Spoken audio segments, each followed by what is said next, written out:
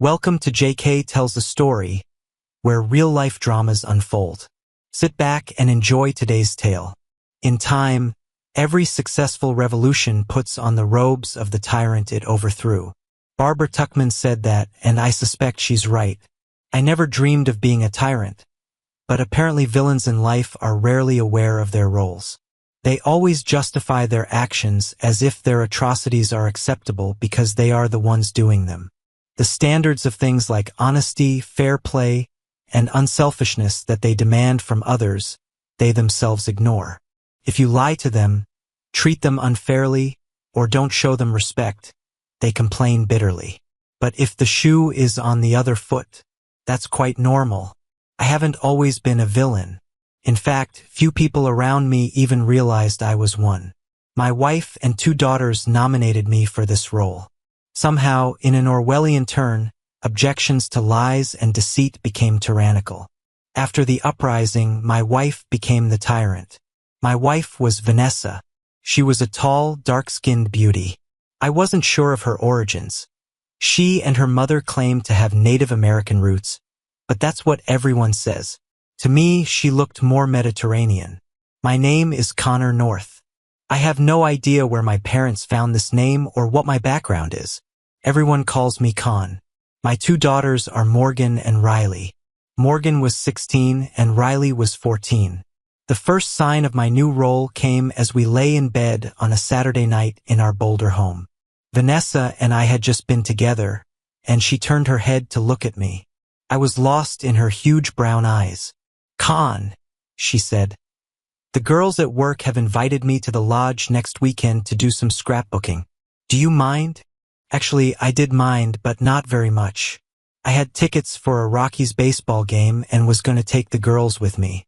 I hadn't told them anything yet. It was only spring training, so it wasn't that big of a deal. "No, I know you like that kind of thing," I said. "Go and have a good time. You've been wanting to organize our photos for a long time. Not a villain, right?" She left and came back very happy. She'd made 3 new albums of our family photos, decorated with things she liked. She was very proud of them. I admired them for the required time and forgot about it. The next month she went again. After 6 months, it became twice a month. After a year, it increased to once a week. None of this was a problem until Stephanie, one of Vanessa's work friends, saw me at the grocery store. "Why don't you ever come with Vanessa?" she asked me. "Well, I have very little interest in scrapbooking," I told her. Anyway, I was never invited. She looked at me funny. "We only do scrapbooks once a month," she said. "The rest of the time we go out to drink and dance. Derek always goes with me. You should come, that would be fun." Derek was her husband. Who knew? I'd never heard a word about drinking and dancing. As far as I was concerned, it was all about making beautiful books. I didn't check out what Vanessa's scrapbooks looked like because, like I said, I had very little interest in scrapbooks. None at all. We clearly needed to talk. I went straight home. Vanessa wasn't there, and Morgan wanted to talk to me. Her boyfriend had invited her to go to a concert. She went out with him when they were part of a group. I was really worried about a 16-year-old girl going to a concert alone with her 18-year-old boyfriend. "You can go if other friends go with you," I told her. "My rule is that you can't date alone until you're old enough to drive." I explained this for the 1,000th time and she got angry. "God, Daddy, you're such a damn tyrant," she said, and stormed off. I adapted to my new role. This was the first time I realized my high position. She didn't talk to me for 3 days. When Vanessa got home, I cornered her. "I saw Stephanie at the grocery store, and she asked me if I would come to your next event, with drinks and dancing and scrapbooking," I said. Vanessa's face turned red, and she immediately assumed a defensive posture. "I was going to ask you," she said. "Oh, I guess it just slipped your mind," I said. It was probably hard to remember to mention that scrapbooking has turned into drinking and dancing. I completely understand. They're so similar in nature that you simply forgot. "Well, no problem. We husbands are rarely interested in our wives drinking and dancing, are we? Is there anything else you were going to tell me? No need to be sarcastic, she replied sharply.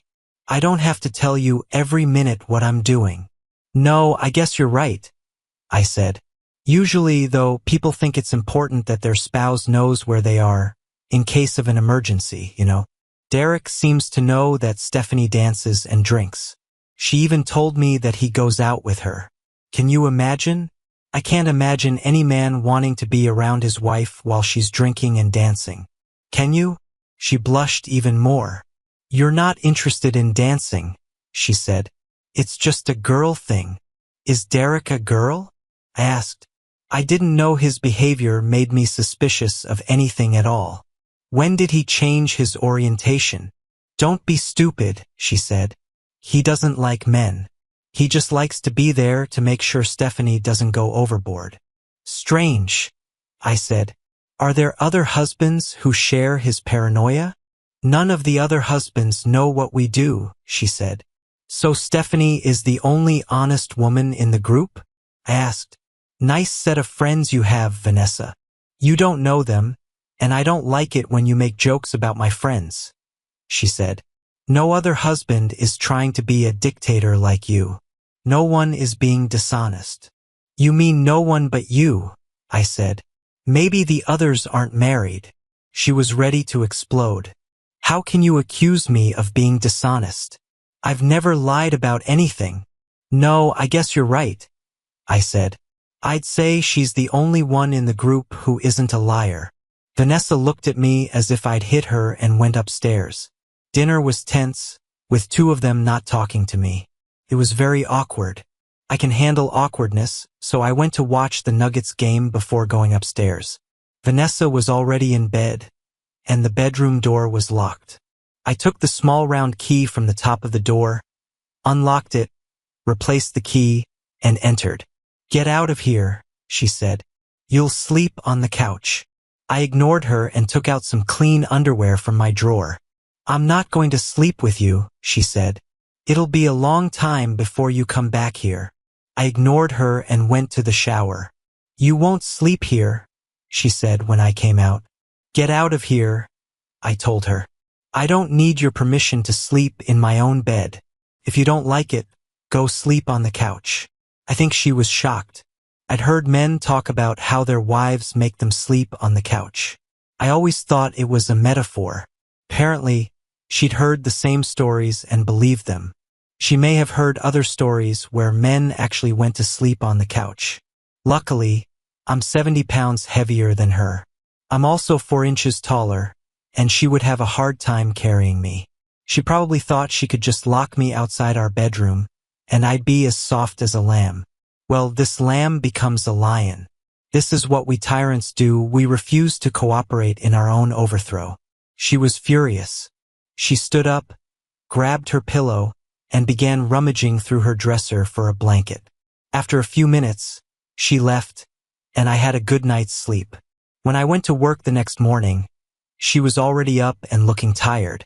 Perhaps the sofa wasn't so comfortable for sleeping. I never liked that thing even as a place to sit, let alone as a bed.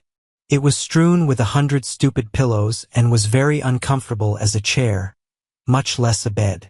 When I got home, I went upstairs to change clothes and found that all my things were gone. I looked around and found that she'd put away her scrapbooking supplies, and that room had become a bedroom. All my things were there. There was a sofa bed, and apparently she thought I would sleep on it. I didn't intend to. I moved my things back to our bedroom. Vanessa stood up and saw me carrying the suits down the hallway to our bedroom. "What are you doing?" she asked. "I've cleared out the spare room," she said. "You'll sleep there until you apologize to me." "No, I won't," I told her. "Let's see how you get me to sleep there. If anyone is going to live there, it's going to be you. Do you want a divorce, Vanessa? Is that what you're getting at?" She looked shocked. "What are you talking about? You were rude to me. You called me a liar and a cheat." "I said it was deceptive," I pointed out. "Accuracy is important. Technically, you weren't a liar, but deceptive." "What the hell is wrong with you, Con?" she said. "I'm the mother of your children and your wife. You can't talk to me like that." "Why not?" I asked. She didn't know what to answer for a minute. I'm sure this didn't go according to her plan. She should have been forgiven, and I should have crawled back, completely ignoring the fact that she was being deceptive. Her mouth opened and closed several times.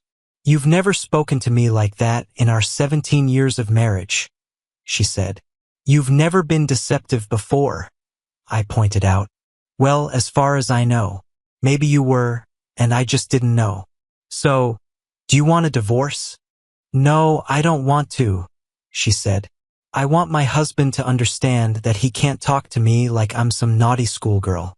I'm a grown woman, and you need to talk to me with respect." "Respect is earned," I told her. "Being deceptive doesn't deserve respect. Since you don't feel the need to explain to me how scrapbooking turned into drinking and dancing, how you forgot to mention it to me, and you're not at all embarrassed by your early onset Alzheimer's, it seems clear to me that you really want a divorce. Then you won't have to worry about these bouts of forgetfulness in the future. You're making a mountain out of a molehill," she said.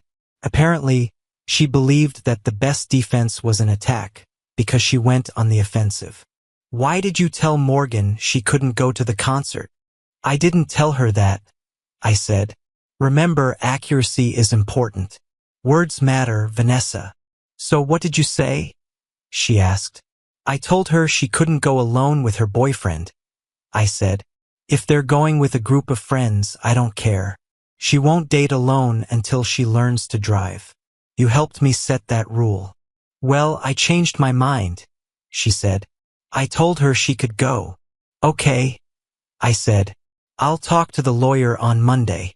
And then I turned and went downstairs to the living room.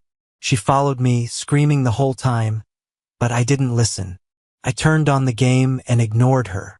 She finally gave up and went somewhere. At that time, I didn't care where. Morgan came in a while later and smirked at me smugly. I'd have to do something about this. Apparently Riley had been told about my tyranny, and she didn't talk to me either.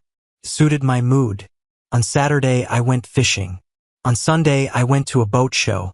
Vanessa apparently accepted her defeat and moved into the spare bedroom. I slept well, enjoying the opportunity to spread out in bed as I pleased. I took Monday off and visited my lawyer. When you're a tyrant and own a company, you can do things like that. I asked him to start the divorce process, and he promised that the documents would be delivered to our house the following Monday. Then I bought a ticket to the concert where Morgan was staging her rebellion. I did the usual steps of separating our finances and had a pretty good week. On Friday, there was a concert by Riley's orchestra. She still didn't talk to me, so I went to see the movie I wanted to see. I went to bed around midnight, and Vanessa still hadn't come home. The girls locked themselves in their rooms while I played video games and then went to bed. The next evening, Morgan was getting ready and left for the concert. I left 10 minutes after her. I found her and her boyfriend in the audience. I checked her ticket number and sat right behind them. The music was as you might imagine, but I had my phone and headphones. Morgan was shocked to see me, but I didn't say anything. I could see her seething with anger, and I really enjoyed it. At some point, they got up and left, and I slowly followed them, remaining in sight. I think they didn't enjoy the concert as much as they'd expected. I returned home after the concert, and on Sunday morning, 3 very angry women were waiting for me in the kitchen when I came down. Luckily, I didn't have to go through the kitchen. I just walked through the laundry room and into the garage. I had time for golf, and I just walked past their ambush and went to play golf. After that, I went to a tool sale and bought the impact wrench I wanted. When I got home, they heard me come in, but before they could set up the ambush again, I was in the bedroom with the door locked and a chair under the handle in case they knew about the key. They were knocking on the door and shouting, but I had my comfortable headphones on. Best investment I've ever made. I left for work the next morning before they got up. When I returned at 4:30, the ambushers were in full readiness. I grabbed a Mountain Dew and went into the living room. They circled around like sharks, and I made no attempt to avoid them. I was quite a villain. I ruined Morgan's date, didn't go to Riley's concert, and seriously offended Vanessa. I felt pretty good. My reign as a tyrant began like clockwork. Just before 5, the doorbell rang, and I opened the door. It was a man delivering documents. He looked like a refugee from the Russian mafia. Shaved head and tattoos on his neck that disappeared under a nice suit. He looked fierce. I let him in and he did his job. He seemed to have no problem and only stuck to business. The 3 girls didn't say a word while he was there, other than Vanessa introducing herself. There was silence for a moment after he left. Vanessa opened the envelope, and her face went white when she saw what was inside. She collapsed on the uncomfortable couch, and I sat in my comfortable chair drinking Mountain Dew. "Mom, are you okay?" asked Riley. "Who is this guy? What did he give you?" Vanessa looked at me as if she was seeing me for the first time. "Are you filing for divorce?" she asked breathlessly. "Well, there's also the little problem of drinking and dancing," I said. "Then there's the matter of moving my things into the spare bedroom, the matter of the couch, and the matter of letting Morgan go to the concert. I know where you were on Friday night, Vanessa. You 3 have had a pretty good life so far. All I ever asked in return was to be loved and respected. I gave you almost everything you ever asked for. Despite this, there was a small rebellion going on here. I love all 3 of you, but you seem to insist on making me look like a villain. I accepted your assessment, and I'm just going by the script." I turned to Morgan. "I wonder how you're going to get that Camaro you wanted when you turned 17. Then to Riley. "I'm pretty sure band camp is canceled now that your mother can't pay for it with her office manager's salary." Then back to Vanessa. "Good luck with the mortgage.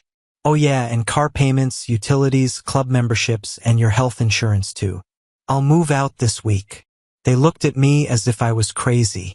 "Where are you going?" Vanessa asked. "To Mexico," I said. "I think I can live like a king there. I'll have servants and a chauffeur. Maybe I'll find a beautiful tan girl with a couple of kids who will think I'm wonderful. I have everything planned. It'll be great. I hope you all find someone who will make you happy." Morgan seems to be doing pretty well with that pimply idiot she went to the concert with. Maybe Riley will do just fine and become a famous musician without all these camps and lessons. Think about it, Vanessa, you can go to parties and dance all the time. I'm sure you'll enjoy not having to worry about reporting where you are every minute. Live well. I stood up, picked up the suitcases I'd packed, and carried them to my truck. I had to make 3 trips, and I think they were still in shock because they didn't move or say a word. I went and checked into my room at the Hampton Inn, changed, and went down to the pool. I swam until I was tired, then sat in the jacuzzi until I felt somewhat revived and returned to my room. My phone was making an alert sound, so I checked it. I had 3 missed calls, all from Vanessa. She'd left 1 voicemail. I listened to it. "Connor, we need to talk," she said. "The girls and I want you to come home. Give us a chance to talk to you. You said you love us. If that's still the case, give us a chance. Come home, and we'll work things out." Now she wanted to talk. She might even be willing to explain her deceptive behavior. I was going to do it, but it would be on my terms. I sent her a text message. "It's late. I've been here for the last 17 years. You had a chance to talk. You moved into the spare bedroom after moving my things there. This time you'll have to deal with it. I handled everything myself." The phone immediately rang. I didn't respond. 5 minutes later, I received 3 text messages, 1 from each of them. Morgan and Riley just asked me to please not do this and give them a chance to talk to me. Vanessa simply repeated her mantra. "We can work this out. Please come home." I sent her another message and told her I would meet them for breakfast at Snooze on Saturday at 8 a.m. I knew it would make them angry. They all like to sleep until noon on Saturdays. I was a very good tyrant. I discovered that I enjoyed inventing little annoyances for my subjects. They'd definitely come up with enough for me over the past few weeks. There was a lot going on at work that week. Selling a business requires a lot of maneuvering. 1,000,000 papers were signed, and there were meetings to attend. A robotics manufacturing company made me an offer. After many years in business, I signed all the papers, and the money was transferred to my account in Boulder. Yes, I really was going to Mexico. I spoke Spanish fluently and had friends there who told me how great it was. I was a rich man, and Vanessa wasn't going to get any of this without my permission. This is how good tyrants operate. When I sat down at the restaurant, my bags were packed, and my ticket was in my jacket pocket. They showed up about 10 minutes later and slid into the booth. Vanessa next to me and the girls across from me. I had a briefcase with all the necessary documents. They wanted to start talking right away, but I made them wait until we ordered. They brought us food, and we talked while we ate. Morgan spoke first. Dad, lately it's almost impossible to live with you. You're such a control freak. You made me so angry that I just went overboard. Sorry. I respect you and am grateful for everything you do for us. I'm not a child anymore, and you should let me make my own decisions. Me too, Riley chimed in. I feel the same way. We love you, Daddy, but we're growing up, and you just can't control our lives anymore. I'm sorry I didn't talk to you. I smiled at them. Thanks for the apology. I want to apologize too, Vanessa said. I should have told you about the bachelorette parties. It was just harmless girls' fun. I didn't think you'd be interested. Well, it's very nice of you to apologize, Vanessa, I said. The problem is that this balloon is out of air. What? What do you mean? She stuttered. I opened my briefcase and placed photographs in front of her. These were beautiful, very clear pictures. They showed Vanessa and 2 of her friends in compromising situations at one of their houses. It could be harmless to you, I told her. Unless, of course, you have some kind of disease. By the way, I'm clean, the doctor was positive. Maybe you should consider getting checked. It's not like your buddies were being careful. I don't think it was harmless for me. Her jaw dropped. I saw Morgan and Riley crane their necks to look. Vanessa grabbed the photos and turned them face down. How? Oh God. You shouldn't. How did you get those photos, Connor? Do you really think it matters? I asked. If it helps, I told you I was going to talk to a lawyer. The lawyer hired a detective. He followed you last Friday. I'm so sorry. You weren't supposed to know, Vanessa said, crying now. It was just some excitement, you know? I was a virgin when we got married. I just didn't want to spend the rest of my life wondering if I was missing out on something important. This should never have affected us. It didn't hurt. I didn't want to live my life with regret about what I never knew. I never wanted you to know. I was only going to do this once. You have to believe me, Con. No, I don't, I said. Where did people get the idea that what you don't know doesn't hurt you? If your coronary arteries are blocked and you don't know, will a heart attack hurt you? If you have cancer and you don't know, does it hurt you? Your little antics were a cancer eating away at the vitals of our marriage, Vanessa. Cancer doesn't hurt you until you die from it. You killed it. You didn't want to live without knowing what it was like to be with other men. Well, I don't want to live my life not knowing what it's like to have $100 million. This is fine, Rob Fort Knox. Would you mind helping me with this, Vanessa? This is the biggest pile of nonsense I've ever seen. She stood up and ran out of the restaurant, sobbing. Riley looked at me. I can't believe you did this, she said. I think you lack faith. What a disappointment. Faith will set you free? I said. No, wait. It's the truth that sets you free. Sorry if I mixed up the metaphor. They looked at me like I was crazy. They just sat there. Morgan opened her mouth, but nothing came out. She cleared her throat. It was so cruel, she said. I think your trip is leaving, I told them. I don't want you stuck here with someone cruel. You better hurry. They hurried. I paid the bill and went to the airport. An hour later, I was flying through the skies on my way to the rest of my life. I had a lot of regrets. I couldn't understand how everything that had happened could have happened. I was happy, content, and proud for 16 years. It all turned to ashes. I felt lonely and depressed. I did what I always did when I fell apart. I took a nap. It was a long dream, and when I woke up, we were an hour away from Leon. I sat and thought. Vanessa was left to her own devices. She'd made her bed out of lies and would have to sleep in it. The girls? Well, they were just girls. I would try to make sure they didn't need anything. My lawyer would take care of the financial arrangements. If they wanted to see me, I would make it possible. If not, they had their mother for what she was worth. The months in Mexico passed slowly at first. I settled into my new life in San Miguel de Allende, trying to build a routine that didn't include the family I'd left behind. But they were always on my mind. About 6 months later, Riley tried to contact me. My lawyer called me and I called home.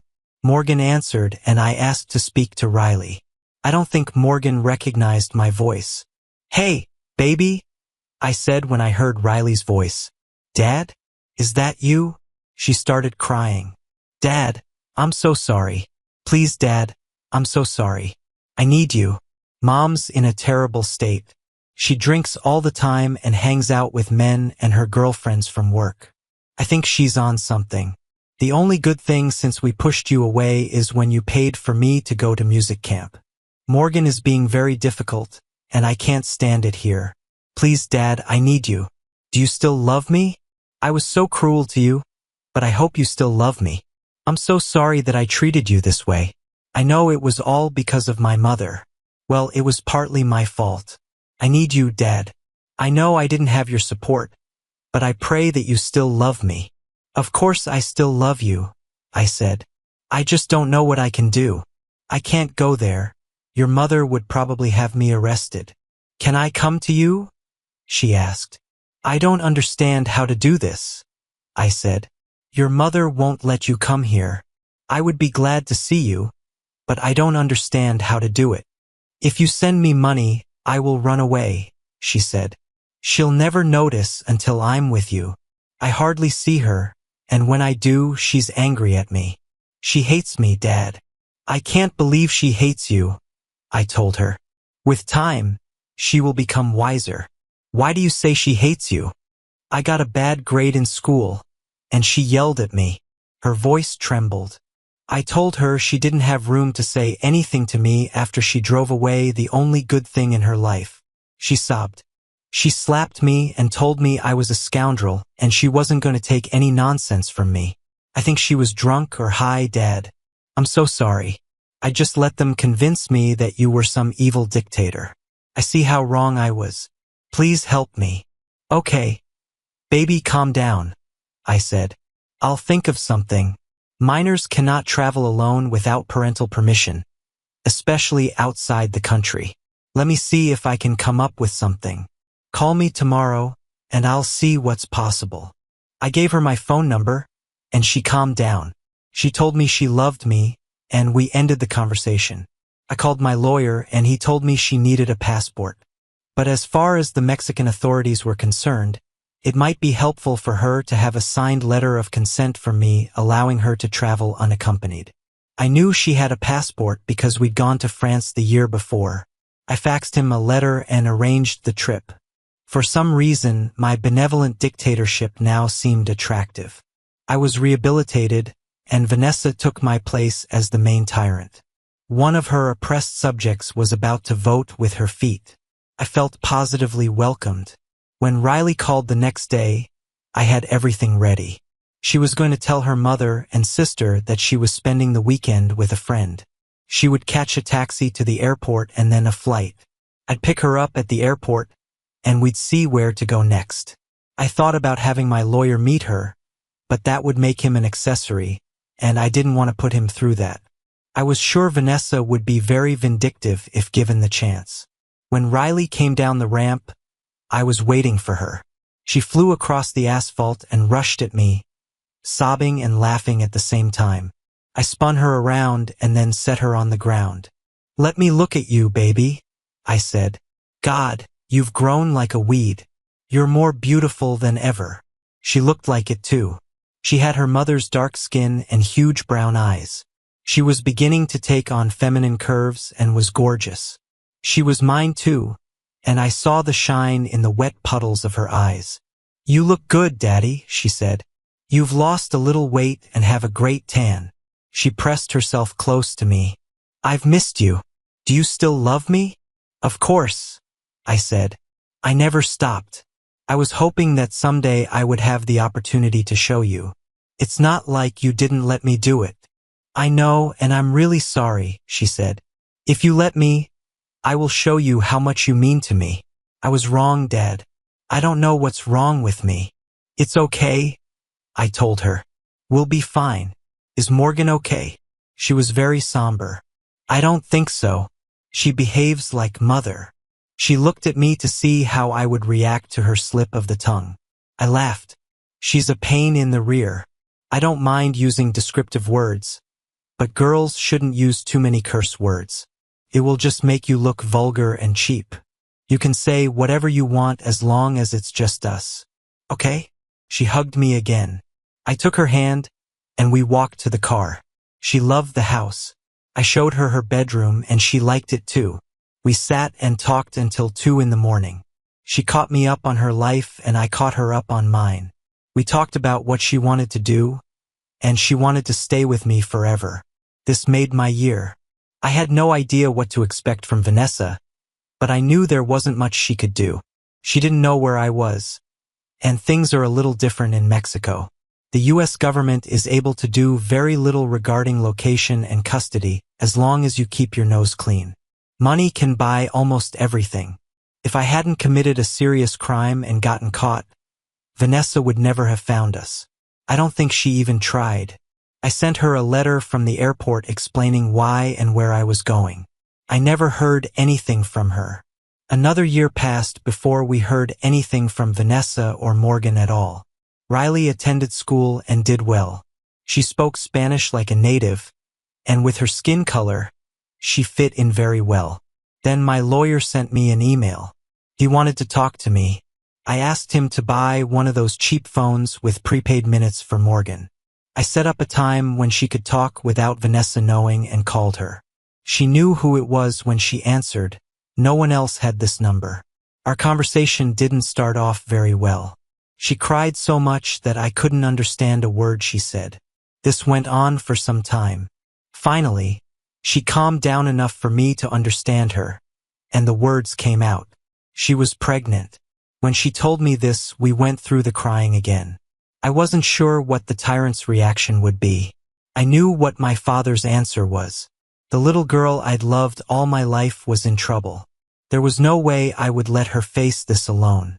"What are you going to do, Morgan?" I asked her. "What does your mother think?" "She thinks I'm an idiot," she said bitterly. "She wouldn't let me take birth control, Dad. I've always used protection. One of them must have failed or something. I was stupid." "What about the baby's father?" I asked. "He ran away as soon as he found out," she replied. "Dad, I don't even have health insurance. Mom never signed up for it. I'm almost 18 years old, pregnant, and my life is ruined." "Your life is not ruined," I told her. "It's gotten complicated, but you'll be okay. Do you want this baby, Morgan?" "No, Dad, no," she cried. "I don't want to bring a child into this world with the genes of that idiot." "Are you going to have a termination?" I asked. "I want to," she said. "I have no idea how to do this, and I have no money. Dad, can I come to you? I know Riley's with you. Will you give me another chance?" "Yes, baby," I said. "You're my little girl, and I'll always give you another chance. All you have to do is ask." "I'm asking, Daddy," she said. "I'm begging. God, I was so stupid. Such a child. I have to grow up quickly. I understand that what I did to you was wrong, Dad. I'm so sorry.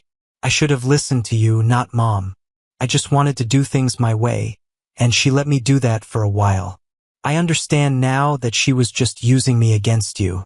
I don't know why I didn't see it." "You were very young," I told her.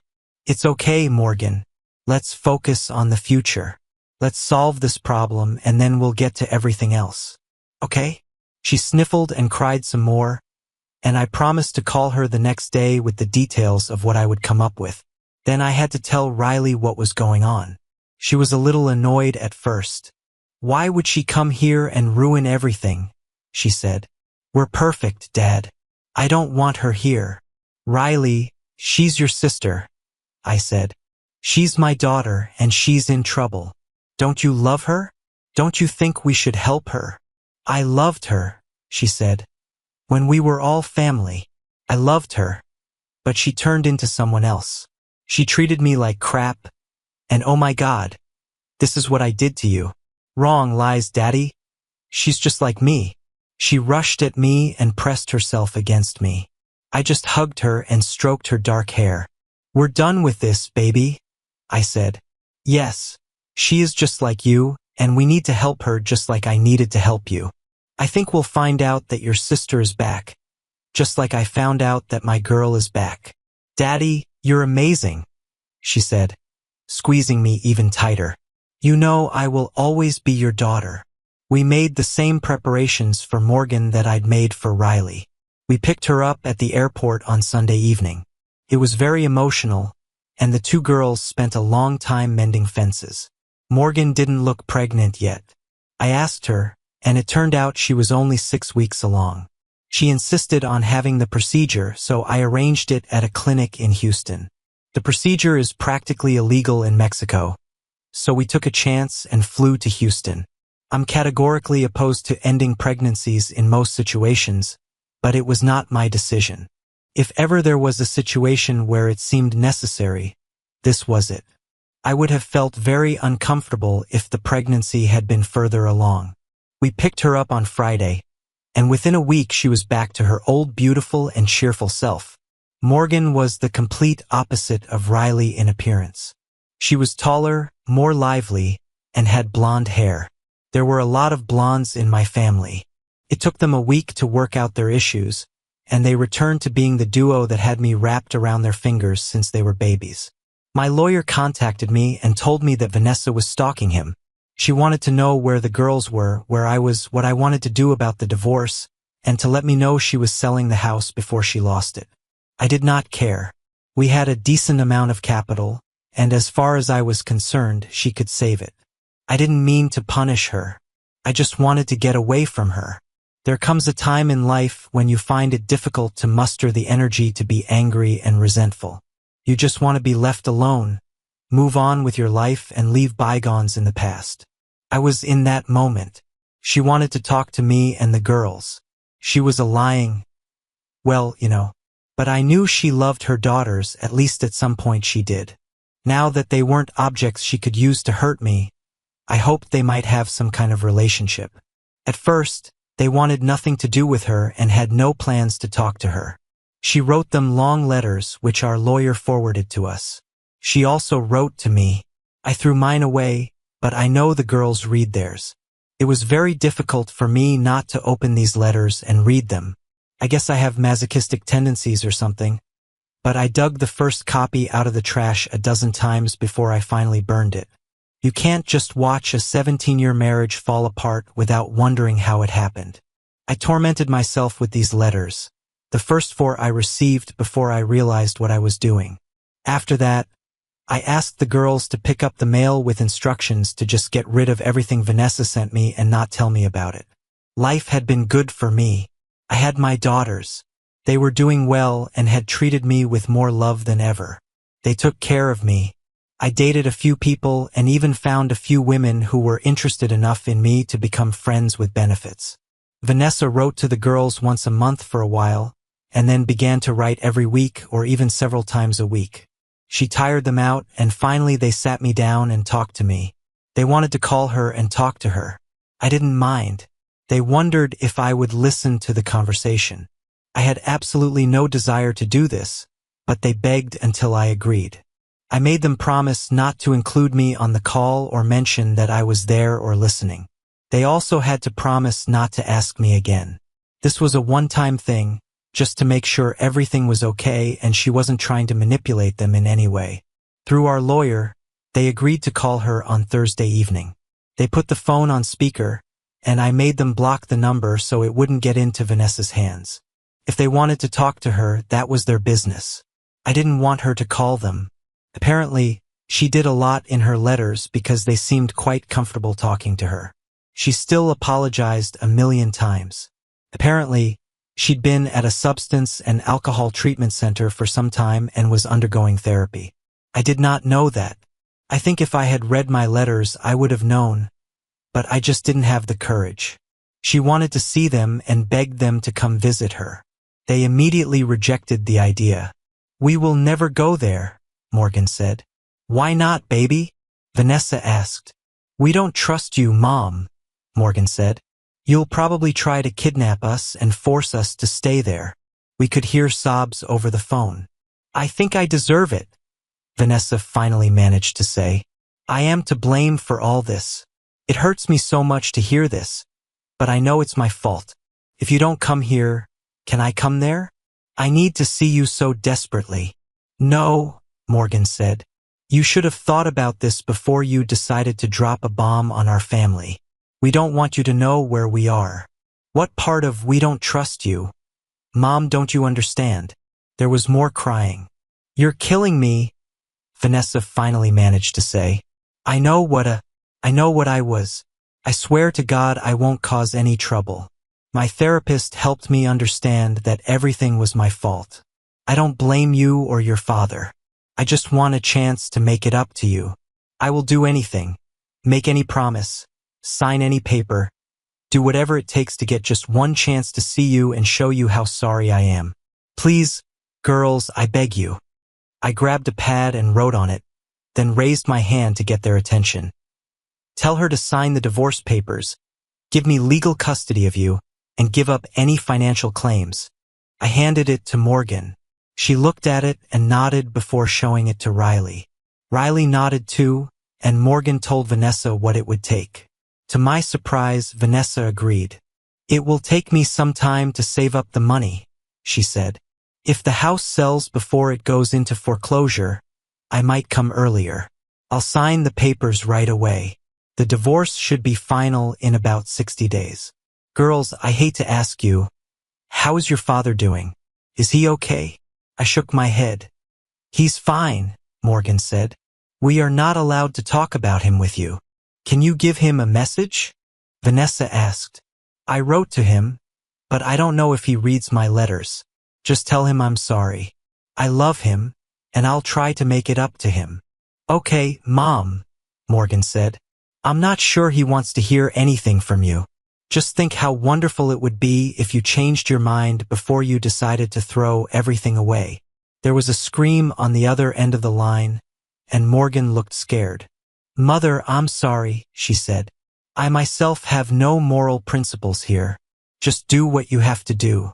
We'll call you on the 2nd and 4th Friday of the month at 6 in the evening, your time. Okay?" Vanessa's voice trembled. "Yes, girls, that will be great. Thank you. It will help me a lot to be able to talk to you. I'm trying to get my life together. I have a new job. I just couldn't stand being around those people anymore. Now I work for cable television." The rest of the conversation was pointless, and I stopped listening. They talked for over an hour, just updating each other on news. When they finished talking, the girls came and stood next to me. I sat at the bar with my back to them. They hugged me from both sides and held me in their arms for a long time. I hugged them back. They had grown so much. How did it happen? I felt good. Not being a tyrant was a great relief. The crown on the head is heavy, as they say. Now, as a mere mortal, I could hug my daughters, take them to dinner, and relax with them on the beach until it was too dark to see. Vanessa arranged everything so that she could come in 6 months. I didn't want her near our house. The girls suggested Veracruz, but it was still too close for me. We chose Tulum. We drove along the coast and had a great time. It was like old times, except we all spoke Spanish and laughed like crazy. Well, the girls laughed. Maybe I laughed once too, but it's indecent for a 42-year-old man to laugh too much, so I stopped. We rented an apartment on the beach and didn't know what to expect from Vanessa. I wasn't going to leave the girls alone with her. I didn't even want to be in the same country as her, let alone in the same apartment, but I had no choice. I went out to sunbathe on the balcony when she knocked on the door. I had no idea what they were talking about. It was none of my business. She came out 3 hours later. "You're not even going to say anything?" she asked. I threw my head back and closed my eyes. "I think you've already said everything," I answered her. "What does this mean?" she asked. "God, Khan, haven't you punished me enough?" I thought she was going to cry. "No," I said. "No? Well, what are your plans this time? Let's get this over with already," she said. "I don't have any plans. I've never punished you," I told her. "Much less enough. Planning a punishment would mean that you're important enough to me for me to waste energy on it. No, Vanessa, I just want you to leave me alone. I understand that girls need a mother. I don't mind that. I'll even be polite. Just don't test my patience. By the way, hey, look at me, Khan," she said. I reluctantly raised my head. She was a heartbreaking beauty. That mane of black hair, creamy brown skin, almost black eyes, and the shine of her white teeth were enough to drive any man crazy. Unfortunately, the inside didn't match the outside. "What?" I said. "I'm still the same," she said. "Remember the woman you fell in love with? Remember the woman you asked to marry you?" "Yes, I remember her very well," I told her. "And every day I mourned for her. You killed her." Big tears rolled down her cheeks as she looked at me. "The girls have forgiven me," she said in a trembling voice. "Why can't you?" "That's a good question," I said. "Here's the thing, Vanessa. You deceived me. You went out and did God knows what with God knows who. I certainly don't know. You deceived me, and it was easy because I trusted you. I would never have known if I hadn't run into Stephanie in the store. You would have let those lies eat away at us until they destroyed us both. When I caught you, instead of showing any regret or remorse, you made me the bad guy. I was a tyrant. I was the one who killed everyone's fun. You turned the girls against me, then went and had your own little party. I was a cruel guy with control problems. Now you came here again, after God knows what you did with God knows who, and you think that I should forgive you? You never even told me that you were wrong or apologized to me," she gasped. "I was afraid you haven't read my letters, have you?" "No, Vanessa, I didn't read them," I said. "I was trying to move on with my life. You clearly didn't want to be a part of my life, so I gave you what you wanted." "You don't know how wrong you are," she said. "I want to be in your life more than anything." "Well, I guess you got your wish," I said. "We have a couple of kids together. They seem to want you in their lives, so I guess you should be in mine too." She gave a bitter laugh. "I'm not happy," I told her. "I was apprehensive about coming here. The only reason I did was for them." "What are you going to do, Vanessa? How long are you going to stay here? What's your plan for rebuilding your relationship with your daughters?" "I'm not going back," she said.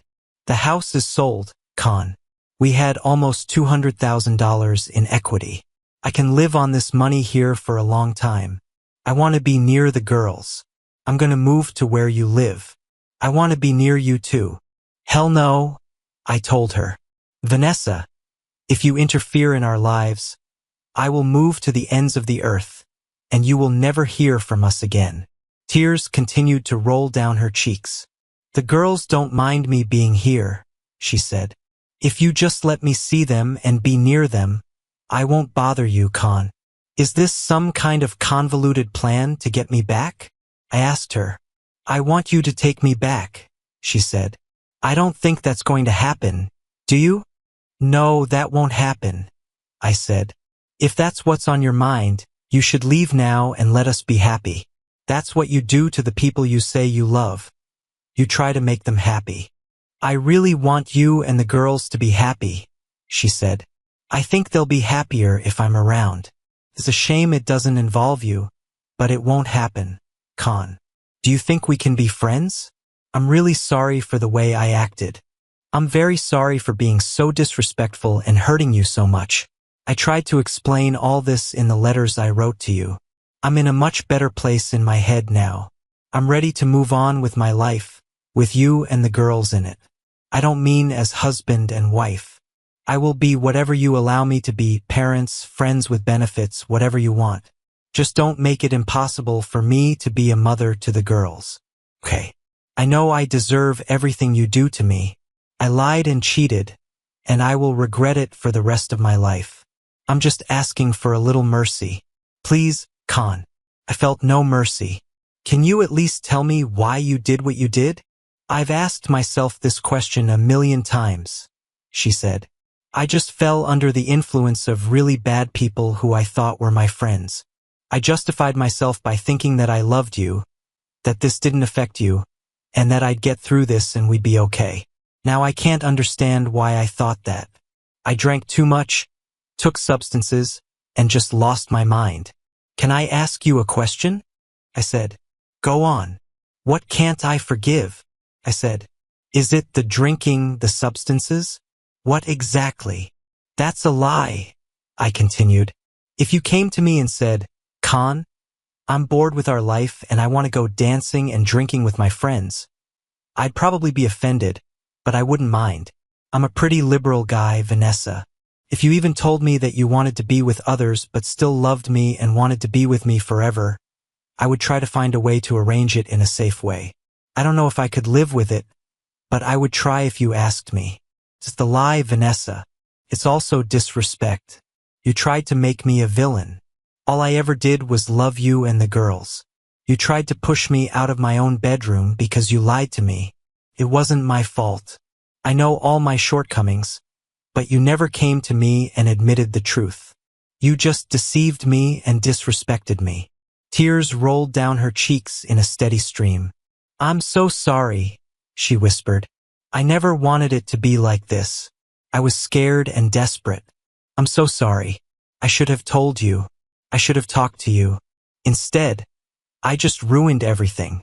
She couldn't continue. She looked so pitiful and lost. Even tyrants can sometimes show mercy. I stood up and hugged her. She pressed her beautiful tear-stained face to my chest and simply sobbed, pouring out her pain. Vanessa, you haven't lost everything, I told her. The girls want you back in their lives. You have them and they want you. I will try to forgive you so we can be the parents they need. We won't be together, but if you stay on the right path, maybe we can be friends. Have you really considered moving here? If you allow me, I want to, she said. Just hold me for a minute, Khan. I'll feel better soon. Okay, we will act according to the circumstances, I said. We'll see what happens this weekend. If all goes well, you can come home with us. You can even stay with us until you find your own place. Is that what you want? She nodded into my chest. Yes, Khan, I want this more than anything. I'll be good, I promise. She really tried. The girls were delighted. We wandered around Tulum and had a great time. Vanessa stayed out late, and after the girls went to bed, she returned to her hotel. In the morning, she came back first, and we had breakfast together and spent the day together. On Monday, she arrived with a dozen bags, and we somehow fit it all into the trunk of our Escalade. We sang and laughed on the way home, and the girls started helping Vanessa practice her Spanish. She wasn't entirely fluent, but from our years together she had picked up a few useful phrases and words. The girls and I had a rule. We spoke only English at home and only Spanish outside of it. It was difficult for Vanessa at first, but she got a lot of practice, and the sooner she mastered the language, the sooner she adapted. After 3 days of staying at our house, she asked me to help her find an apartment. Took a while. If you are a foreigner, it's always better to live in an area with other foreigners. The police monitor these areas better, and there is much less crime and violence. We searched off and on for about 3 weeks. The girls asked me if she could just stay with us forever.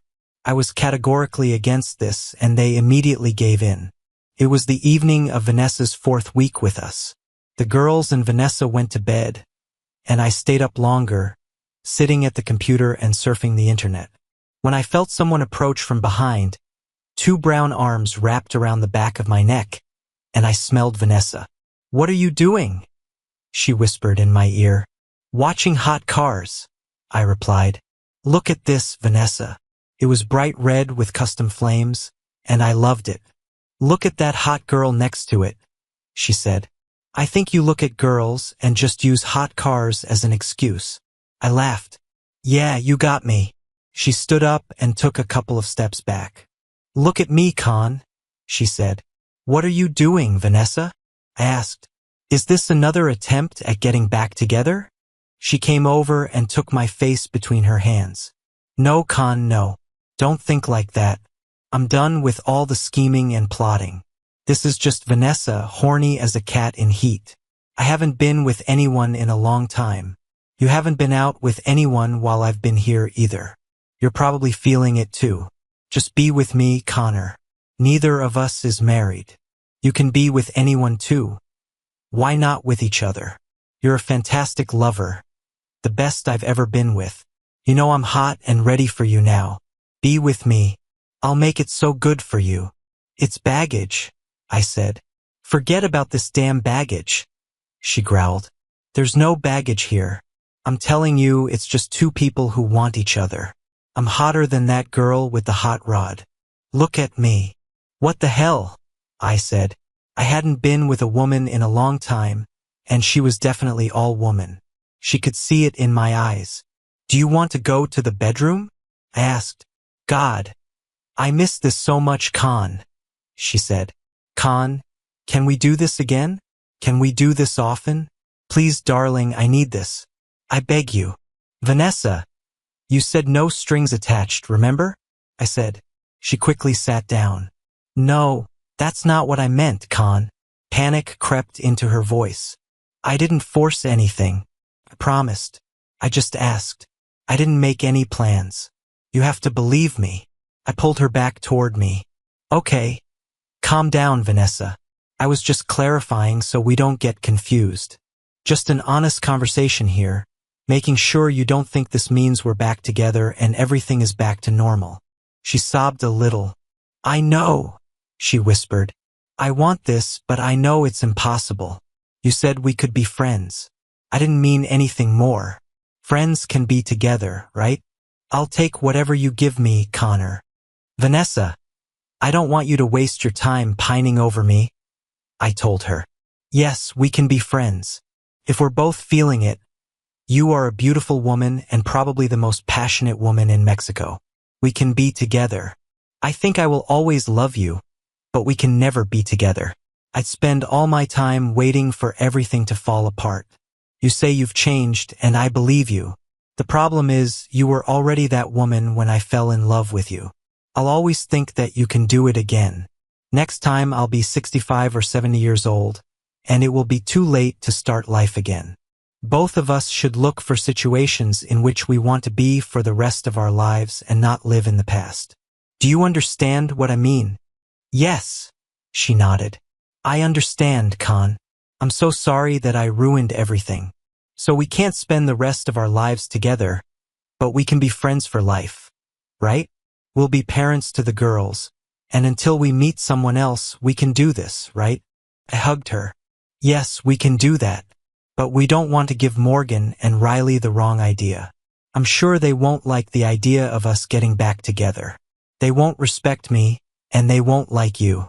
They'll think you're up to something behind my back." "Can I spend the night here?"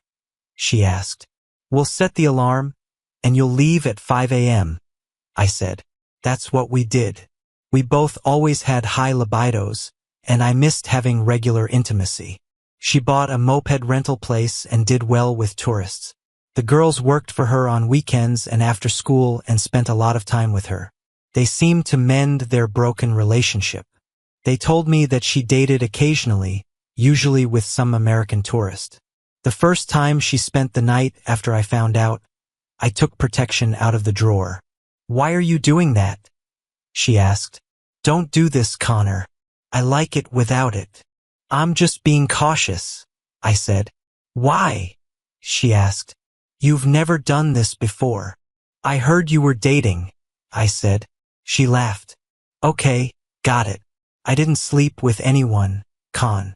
When it happens, I'll tell you, then you can use protection. I somehow learned my lesson right after you left. I caught something and had to see a doctor. If I'm with someone, they will use protection. I heard you were dating too. Is there anything I need to worry about? No, I didn't sleep with anyone either, I replied. You're with me so much that I don't even look for it when dating. It has to be someone I fall in love with. I haven't met anyone I like more than you yet. Me too, she said. I'll never find anyone as good a lover as you. I was crazy. Can put away that stupid protection and take me now. I happily agreed. A year after Vanessa found her own apartment and moved out, I met Isabella Rodriguez. Morgan wanted a horse and Isabella bred horses, those black Spanish horses with long curly manes and tails, at her ranch just outside San Miguel de Allende. She was tall, dark, and aristocratic. She was also charming, curvy, and alluring. She had long, shiny black hair like the horses she bred. We met to discuss horses, and she fell in love with the girls. Of course, they were easy to love, just like her. When we actually made the purchase, she spoke English with a charming accent, and her house was immaculate. The grounds were magnificent, and the horses were beautiful creatures. I had absolutely no interest in horses. Morgan was interested, and I was interested in Morgan. I also quickly became interested in Isabella. I invited her to dinner and dancing, and to my surprise, she didn't refuse. She wasn't wearing a wedding ring when we met, but it was clear that she had been wearing one for a long time. A characteristic indentation was visible on her ring finger. Over dinner and drinks, we swapped stories. I told her about Vanessa, and she told me about her ex. He was a real playboy when they got married and seemed to think he could continue to be that way afterward. He must have been crazy, I said. Anyone who wasn't satisfied with this woman would be dead. He had to be dead in terms of feelings. I was getting excited just looking at her and listening to her talk. She took me to a club where she was a member, and we had a great time. She was an excellent dancer. I felt like a teenager at prom. She smelled incredible and felt even better in my arms. Vanessa had been wonderful, but this was something else. I could see into her deep cleavage, and there was a red lace bra there. Call me Connor, she said. I had a wonderful time, and I'd love to see you again. We dated a couple of times a week for 2 months before she took things further. She invited me to a picnic at her house. We walked out to one of her horse pastures by a river that ran through it. We sat on a blanket under the willows, and I sat with my back against the tree. After we ate, she leaned her head back on my shoulder and looked at me. She had the most exotic almond-shaped brown eyes I'd ever seen. Here? I asked. She laughed. Yes, here. No one will see us. We are very private. Well, I've never been one to turn down a once-in-a-lifetime opportunity. We were together, and afterward we relaxed for a while. I admired her in the fading light. We got dressed and headed back to the house. Connor, I want you to stay tonight, she said. We have to tell the girls. I laughed. Okay, you let them know, Isabella. She gave me a beaming smile and sent the girls a message filled with a lot of emojis. Her phone vibrated twice, and she smiled once more as she read the texts. They want photographs, she said. We laughed, and she pulled me into bed. I thought I was done for the night, but she convinced me otherwise, and we were together for a very long time. She fed me breakfast the next morning, and we talked for a while. Connor, she said, her huge brown eyes piercing my soul. Do you love me? I choked on my juice, and she laughed. I loved the sound of that laugh. I didn't answer right away, gathering my thoughts. Her eyes continued to sparkle at me. I think she enjoyed my embarrassment. Isabella, my life is very difficult, I told her. To answer your question, yes, I love you. We've only known each other for a few months, but I love everything I've learned about you. You're insanely beautiful, funny, witty, smart, independent, and a very good businesswoman. Your passion is like a volcano. Yes, I love you, but I have difficulties in my life. My daughters depend on me, and I met them before I met you. I understand, she nodded. That's what I would expect from you. Isabella can be loved, but daughters are loved too. How could it be otherwise? There's also Vanessa, I continued. We're divorced, but we're raising the kids together. I have a commitment to her, not romantically. We were together before our first date, but I haven't done that since. I need to tell her about us and see what it means to her. Do you understand? She nodded again. But do you still love her, Connor? Yes, probably, I admitted. I'm not in love with her, if that's what you mean. We were married for a long time. She seems to have really changed and gone back to the woman I married. I don't want her to get into trouble again.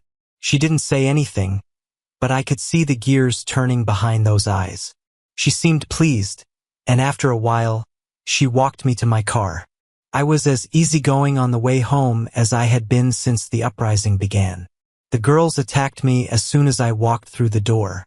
This is so good, Morgan exclaimed, squeezing one side of me.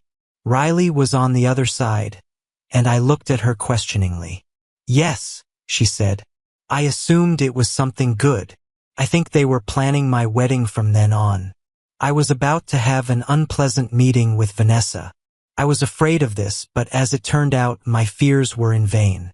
I was stunned when she came in 2 days later. She rushed toward me, hugging and kissing me in the hallway. I don't understand what's happening, I said. Con, I'm so happy for you, she said, very excited. Isabella came to me.